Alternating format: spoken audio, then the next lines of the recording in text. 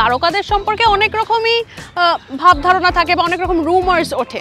তাদের মধ্যে যেটা সব থেকে কমন হয়ে যায় সেটা হচ্ছে কে কার সঙ্গে প্রেম করছেন বা কার সঙ্গে কার মন দেওয়া নেওয়া চলছে বা চলছিল আগে। তো আজকে এখনকার কোনো তারকা নয়, আমি একটু সিনিয়র তারকাদের কথা বলবো।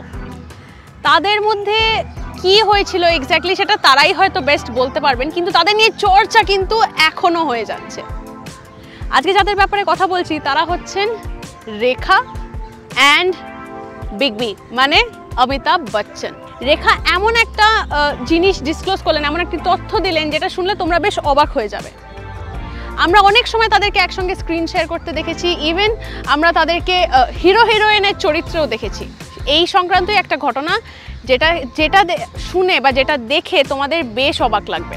কি এমন হয়েছিল যে জয়া বচ্চন কেঁদে ফেলেছিলেন। এবার কেন কেঁদে ফেলেছিলেন, কি অবস্থায়, কি বৃত্তান্ত, সমস্ত ডিটেলসে যাব। কিন্তু তার আগে হোমওয়ার্কটা একটু মনে করিয়ে দিই কি করতে হবে না। লাইক, শেয়ার অ্যান্ড সাবস্ক্রাইব করতে ভুলো না। বেল বাটনে ক্লিক করো যাতে কোনো আপডেটস না মিস হয়, এবং আই বাটনে ক্লিক করো যদি এন্টারটেনমেন্ট সংক্রান্ত সমস্ত আপডেটস তোমরা পেতে চাও। এছাড়া কিন্তু আমরা হোয়াটসঅ্যাপেও রয়েছি, তাই হোয়াটসঅ্যাপেও ফলো করতে ভুলো না। সঙ্গে রাখো আজ তাক বাংলাকে। তো চলো আর দেরি না করে moving on to the main part. এই সিনেমাটা আমরা অনেকেই হয়তো দেখেছি, সেই নামটা হচ্ছে মুকদ্দর কা সিকান্দার। অমিতাভ এবং রেখাকে অনেকেই আমরা অনস্ক্রিন পেয়ার হিসেবে বেশ পছন্দ করি, অনেক তাদের ফ্যান্স রয়েছে, সেটা আমরা সকলেই জানি। 1978-এ আসে এই মুভিটি, বেশ ভালোই চলেছিল। তারপরে আমরা দেখেছি যে তারপরে আসে সিলসিলা, কিন্তু আজকে মুকদ্দর কা সিকান্দার নিয়ে বেশি কথা বলবো, কারণ এইখানেই ঘটেছিল সেই ঘটনাটি। একটি ইন্টারভিউতে রেখাজিকে বলতে শোনা যায় কি না, তিনি বলছেন সেই সময় মুকদ্দর কা সিকান্দারের নাকি ট্রায়াল শো চলছে। তারা তো সকলে, সব তারকারা এসছেন, ফ্যামিলি নিয়ে থিয়েটারে বসে পড়েছেন, ফিল্ম চালু হয়েছে জাস্ট। একদম ফ্রন্ট রোতে রয়েছেন অমিতাভ বচ্চন, পাশে রয়েছেন তার ওয়াইফ মানে জয়া বচ্চন, আর ঠিক তার পরের রোতে অমিতাভ বচ্চনের বাবা মা বসে রয়েছেন। আর রেখা রয়েছেন প্রজেকশন রুমে, তিনি ওখান থেকে দাঁড়িয়ে দেখছিলেন মুভিটি।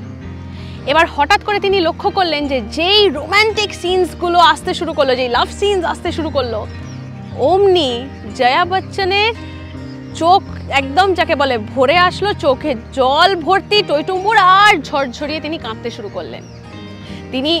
তিনি ওই প্রজেকশন রুম থেকে দেখতে পেয়েছেন যে যেই অনস্ক্রিনে আমরা দেখতে পাচ্ছি, মানে দেখা যাচ্ছিল অমিতাভ বচ্চন এবং রেখা তারা একসঙ্গে অ্যাক্টিং করছেন, রোম্যান্টিক কোনো সিন করছেন, সেটা দেখে আর ইমোশনস ধরে রাখতে পারেননি জয়া বচ্চন, তিনি কেঁদেই ফেলেছিলেন। আর সেটা পুরো একদম বোঝা যাচ্ছিল, তিনি দেখতে পেয়েছিলেন সেই ওপর থেকে, কারণ প্রজেকশন রুম আমরা সকলে জানি একটু ওপরের দিকে থাকে, সিনেমা হলের যে স্ট্রাকচারটি হয়। তিনি পুরো দেখেছিলেন যে এরকম গাল দিয়ে অঝরে টসটস করে জল পড়ে যাচ্ছে।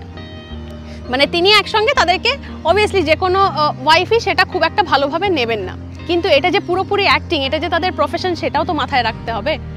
যাই হোক, এই নিয়ে তো অনেক রকম চর্চা হয়েছিল। এবার তারা কিন্তু কখনোই, মানে স্পেশালি অমিতাভ বচ্চন, সে কিন্তু কখনোই মুখ খোলেননি এ বিষয়ে। ওয়ারেজ রেখাজি, তাকে কিন্তু অনেক সময় বলতে দেখা গেছে, ইভেন এরকম ইন্টারভিউজ অনেক সময় ভাইরালও হয়েছে যেখানে তিনি একদম ভালোভাবে একদম স্বীকার করেছেন যে হ্যাঁ আমি তার প্রেমে পড়েছিলাম।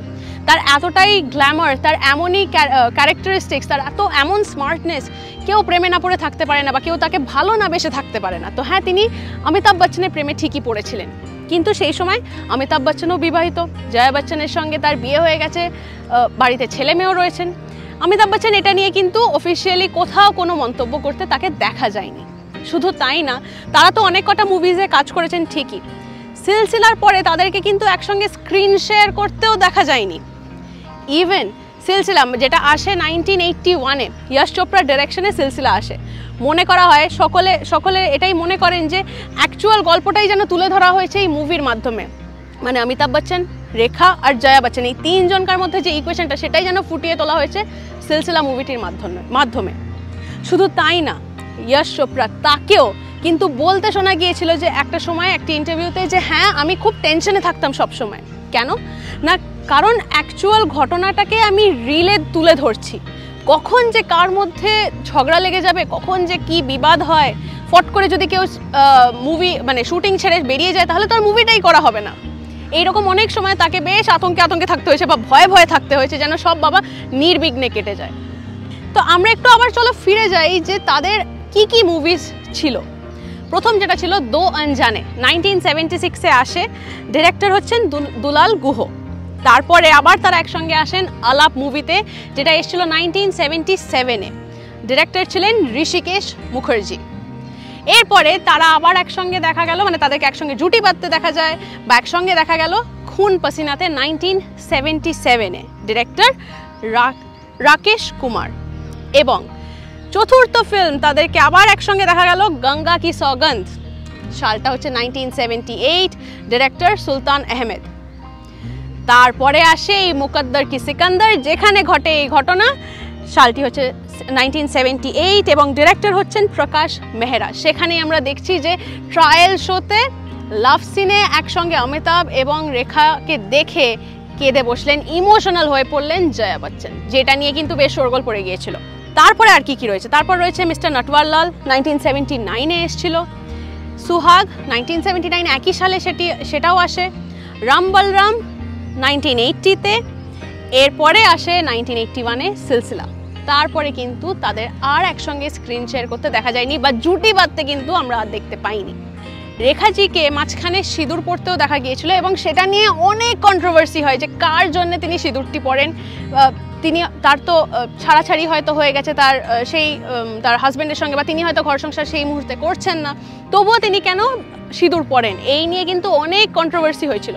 তো সেটার যখন তাকে জিজ্ঞেস করা হয়, রেখাজি বেশ স্মার্টলি অ্যান্ড ক্যাজুয়ালি তিনি উত্তর দিয়েছিলেন এবং হ্যান্ডেল করেছিলেন সিচুয়েশনটি। তিনি বলেছিলেন যে আমি যেই রকম ব্যাকগ্রাউন্ড থেকে আসি, ট্র্যাডিশনাল ওয়্যার বা ট্র্যাডিশনাল জামা কাপড় খুব সেখানে প্রাধান্য পায়। তো আমার ট্র্যাডিশনাল জামা কাপড়ের সঙ্গে আমার মনে হয় যে সিঁদুরটা না ভালো লাগে, দেখতে ম্যাচ করে, সেই কারণে আমি পরি।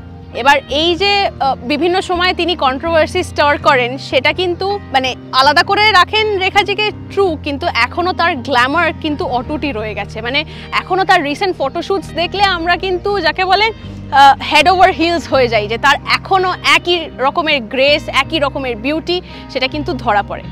আর এই বচ্চন পরিবারের সঙ্গে রেখাজি, মানে অমিতাভ বচ্চন, জয়া বচ্চন এবং রেখাজি, এই ট্রায়ো, এই নিয়ে তো অনেক দিন ধরেই হচ্ছে বা অনেক বছর ধরেই তাদেরকে নিয়ে তর্ক বিতর্ক চর্চা অনেক কিছুই হয়ে থাকে। কিন্তু হ্যাঁ, এটাও ঠিক, আমরা সিলসিলা মুভিতে দেখেছিলাম তাদেরকে একসঙ্গে কাজ করতে, একসঙ্গে টিম হয়ে কাজ করতে। আর হ্যাঁ, মুকদ্দর কি সিকান্দার যে ইনসিডেন্টটা আমি তোমাদের বললাম, যে হ্যাঁ, তার হয়তো জয়া বচ্চনের সেই মুহূর্তে হয়তো বেশ কষ্ট লেগেছিল বা বেশ তিনি ইমোশনাল হয়ে পড়েছিলেন, যে কারণে তিনি একদম ঝরঝরিয়ে কেঁদে ফেলেন ওই অবস্থায়, মানে থিয়েটার হলে বসে ট্রায়াল শো দেখতে দেখতেই তিনি কেঁদে ফেলেছিলেন। এইরকমভাবেই যা দেখছি আমরা যে তাদের মধ্যে যে কেমিস্ট্রিটা বারবার কিন্তু উঠে আসে। তোমরা বলো, তোমরা এই সম্পর্কে আর কি জানতে চাও, কমেন্ট সেকশনে কিন্তু লিখে জানাতে ভুলো না। Till then like, share and subscribe করতে হবে, বেল বাটনে ক্লিক করো যাতে কোনো আপডেটস না মিস হয়, এবং আই বাটনে ক্লিক করো যদি এন্টারটেইনমেন্ট সংক্রান্ত সমস্ত আপডেটস তোমরা পেতে চাও। এছাড়া কিন্তু আমরা হোয়াটসঅ্যাপেও রয়েছি, তাই হোয়াটসঅ্যাপেও ফলো করতে ভুলো না। সঙ্গে রাখো আজ তাক বাংলাকে। Till then, tata.